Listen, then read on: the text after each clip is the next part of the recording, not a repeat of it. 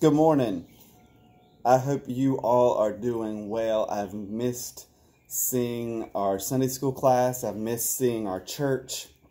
But today is Pentecost Sunday, and you can read the story in Acts. I believe it's Acts 2 through 21. And the story is quite interesting. There's this wind that shows up at this gathering. There are people all of a sudden speaking languages or speaking in their native tongue, whatever that means. But all of this is happening, and there's a group of people, I do believe it's the disciples, that instead of trying to understand what is going on, they start calling people names. They call them drunks. They don't try to figure it out, but that's what they do. So that's sad. It's sad when the initial reaction to something, instead of trying to figure it out, is name calling. And we as Christians, and obviously they were new Christians, they're still trying to figure it out. So we'll give them a little bit of an excuse, but we've got to be better. We've got to be better when we are talking to our spouses. We've got to be better when we talk to our kids. We've got to be better when we talk to our neighbors. We've got to be better when we go to the grocery store and encounter other people. It's easy to jump to conclusions. I ran across this Leslie, I can't remember his name, but he's a little short guy, Leslie Jordan.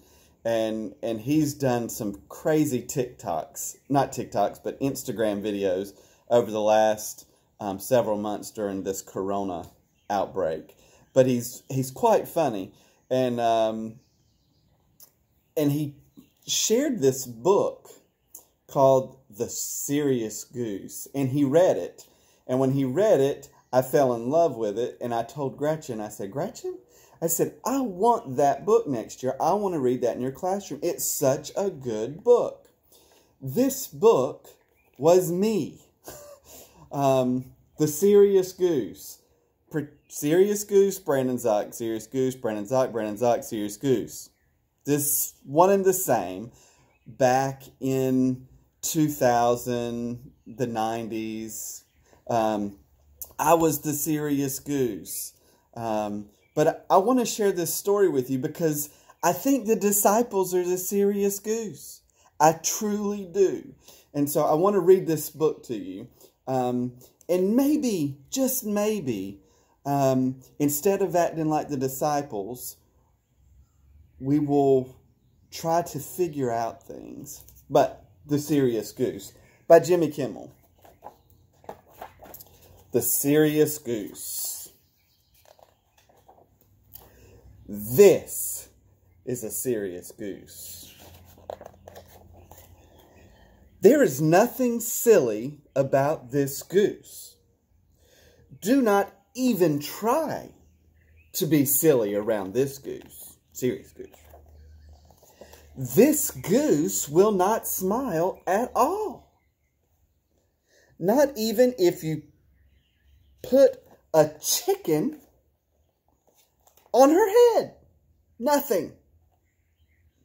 Even if you were to dress this goose as a moose. Zilch. Nothing. Even if you order a pizza topped with delicious snails. No smile. This goose means business. Serious business. No one can make this goose smile. What's that, you say? You think you can do it? Ha! You think you can make this goose smile? There's no way. There is no way you can make this goose smile. No one can. Nobody. This is a no smiling goose. But go right ahead. Look in the mirror and give it a shot. Make funny faces. Let's see what you've got. Stick out your tongue and let your ears wiggle. Act like a monkey. Whoo! This goose shall not giggle. Cluck like a chicken. Moo like a cow. Be doofy, be goofy, any way you know how. However you do it, it won't be enough. This goose isn't silly. This goose is too tough. See? I hate to say I told you so, but this is exactly what I knew would happen. Good try, though. You were very funny. Most geese would have laughed so hard. Eggs would be coming out. Eggs? But not this goose. This goose will never, ever. Uh-oh. What is this? Something is happening to this goose. No, this can't be. Stop being so silly. This is a serious goose. Do not make the goose smile. Oh no, this is terrible. By the power vested in me, by the order of serious geese and gooses, I hereby command you to stop amusing this goose. Right here. Stop it. Don't do it. Wow. This goose is really giggling. This is not such a serious goose after all. In fact, this seems to be a silly goose. Thanks to you.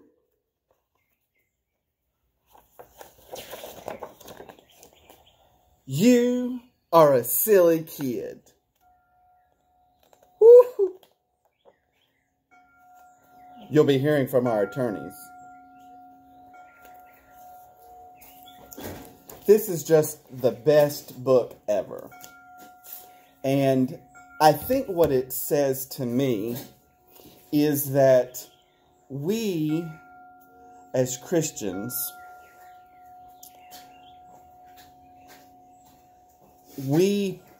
prior to our Christian faith, we're the silly goose. We just serious. Serious about doing what we want to do. Serious about personal stuff. We're serious about all the things we want to do. But as you can see with the silly goose, things changed. There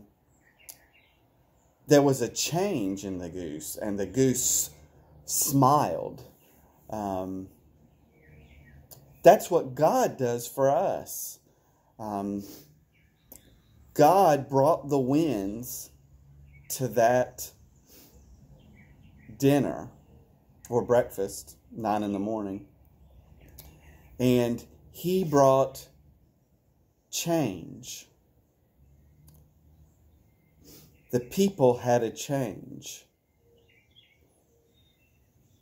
Like the goose, the apostles didn't want to see the change, but eventually they got it. Like the goose, they began to smile. When God comes to us, God comes in our lives, we begin to smile. we begin to change. We begin to love. And we love differently. We loved selfishly prior to Jesus. We love outward after Jesus. We love our neighbor after Jesus. We listen to our neighbor after Jesus. I'm reminded, and many of us are married. Many of us have children in this group. And we experience life after work. And life after work at home is many times filled with craziness. We've, especially if we've had a rough day at work, we come home and we walk into the house, we're frustrated, we walk in the door, and the wife comes at us with all of the stuff that's happened with her during the day. Our kids come to us with all that they've had happen during the day, and they want to tell us all this stuff, and we're frustrated. We don't want to hear it. We don't want to do any of it. We just want peace and quiet. I'm that guy. I just want peace and quiet all the time after work. I need to calm down. And everything they're saying doesn't make sense. It sounds a bunch of hoopla. It sounds like craziness. I'm saying, you're crazy, Gretchen. Reagan and Justice, go to your room. You're on my nerves. You know, I don't get what they're dealing with. I don't get it because my ears are closed. I don't want to hear it. Get out of my way. Shut up. Just go away. But then I have a change. Change is key. The change was key for the Goose. The change for dad, husband, comes. The change came for the apostles after they called names. But the change came after we let go of all our personal stuff. Our personal stuff has to go. We have to clear our minds. We have to close our eyes, and we have to decompress. We have to let the day go. We have to become vulnerable to what's being said. And all of a sudden, the stuff that our wife was saying, the stuff that our kids were doing, oh,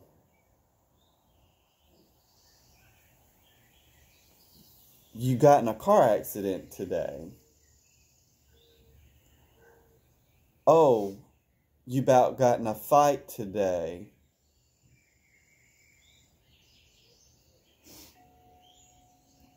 So it wasn't your fault. You were standing up for somebody else.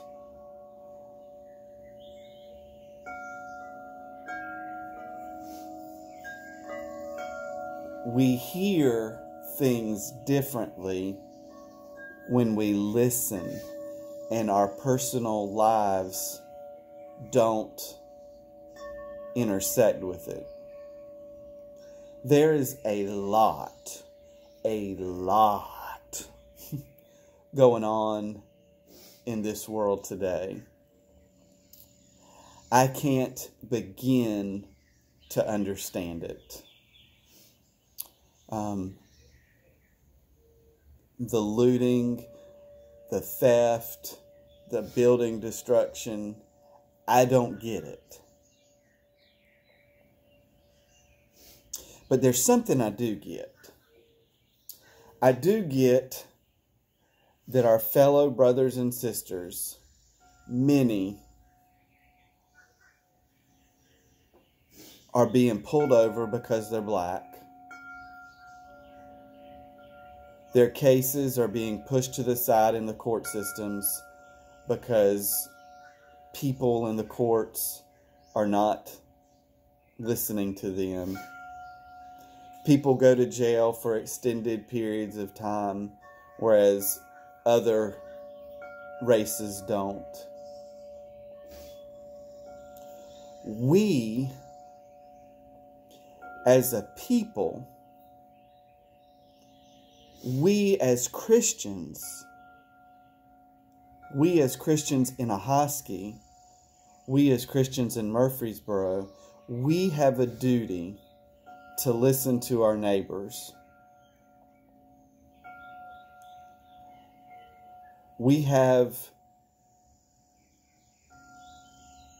a responsibility to love them, to hug them, to listen, to be there.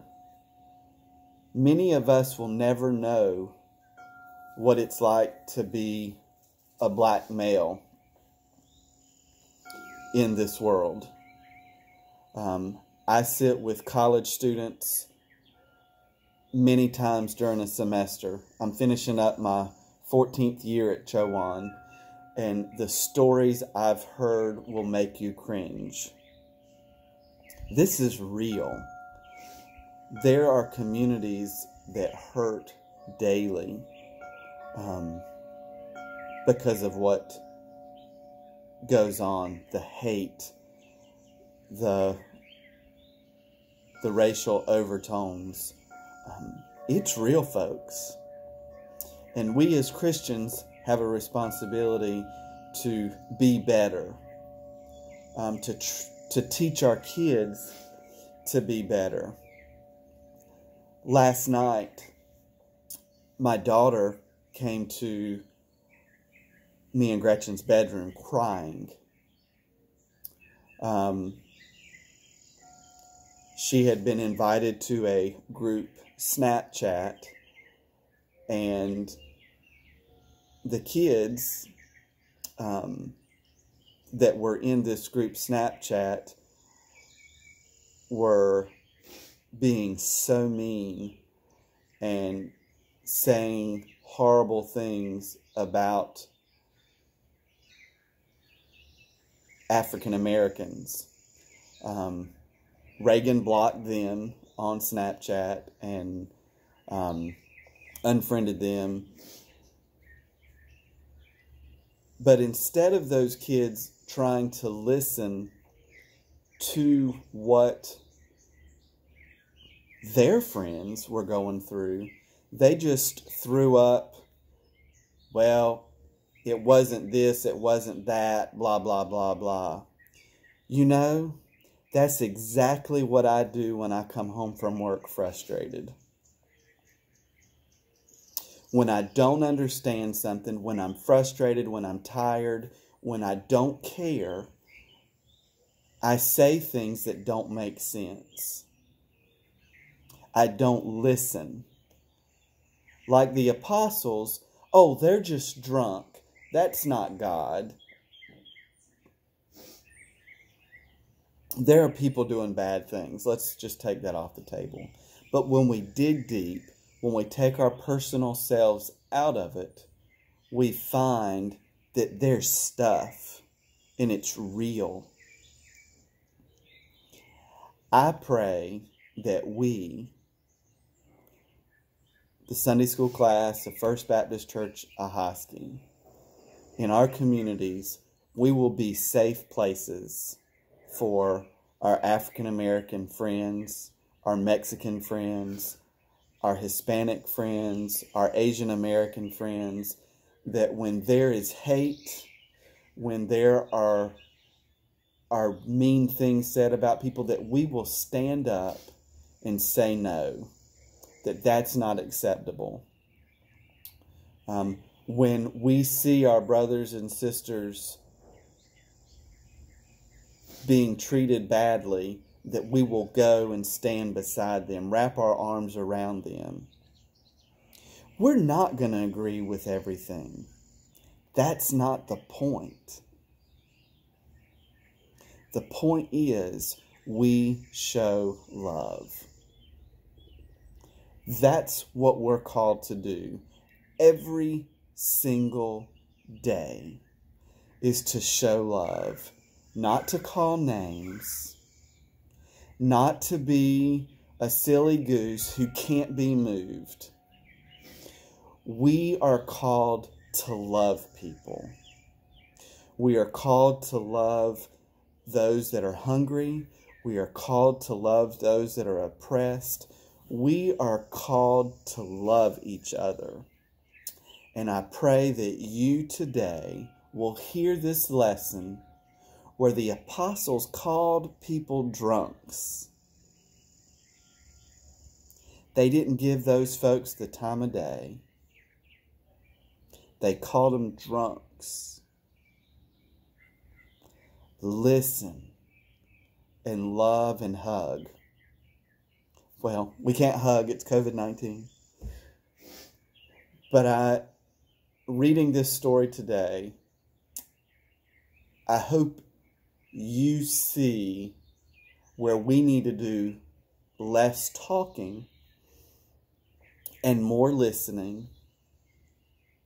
We don't need to make excuses for bad behavior, but the depth of the situation, we need to be there for our neighbors because they're hurting.